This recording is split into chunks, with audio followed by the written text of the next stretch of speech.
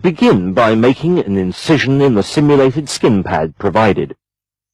We will now close this with interrupted sutures. Take a suture in your needle holder and insert the needle at right angles to the incision using counter pressure from the forceps. Pull the suture through gently without snagging it.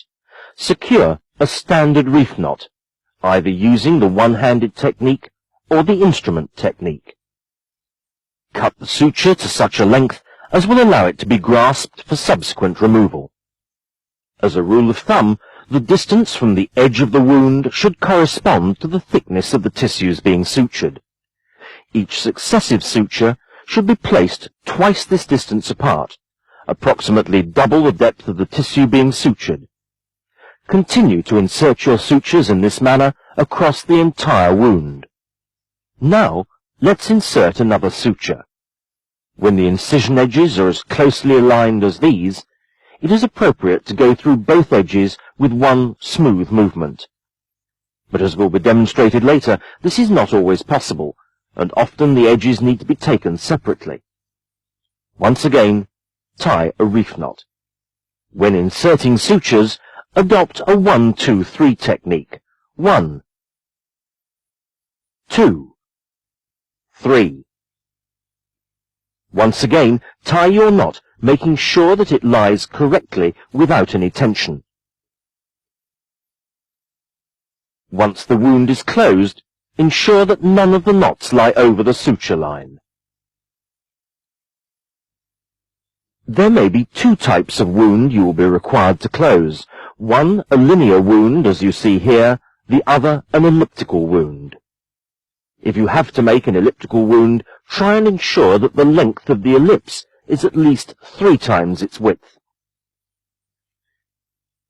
When closing a linear wound, it may be easier to start in the middle of the wound, as you see here, inserting an interrupted suture and then ligating it.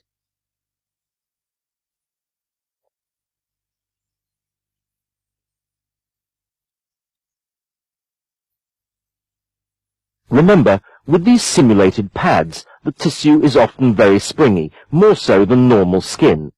Make allowance for this during your exercises. Once the initial suture has been placed, it is then easy to halve the remainder of the incision each side to continue to close it. Therefore, insert one suture halfway along the remainder of one end of the incision and ligate this. Then, having completed that suture, again halve the remaining wound and continue as shown. It may not be possible to do this for an elliptical incision, and you may need to undermine the incision edges to increase mobility of the skin edge.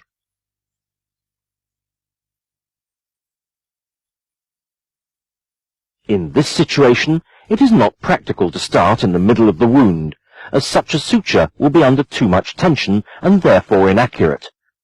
Thus, in this situation, start at the end of the incision, inserting a suture at right angles and getting right down into the depths of the incision, and then come back at the other edge of the skin, again at right angles to the skin edge, and ligate that particular suture.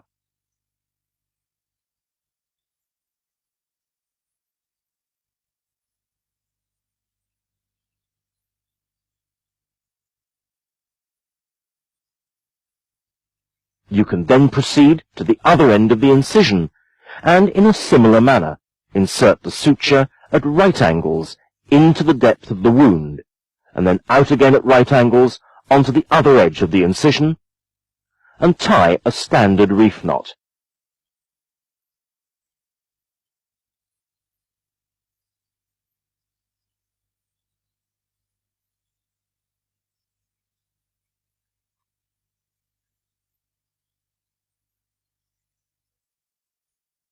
You are now in a position to continue to close this ellipse, working from each end alternately, inserting interrupted sutures like this. This makes for a most satisfactory closure.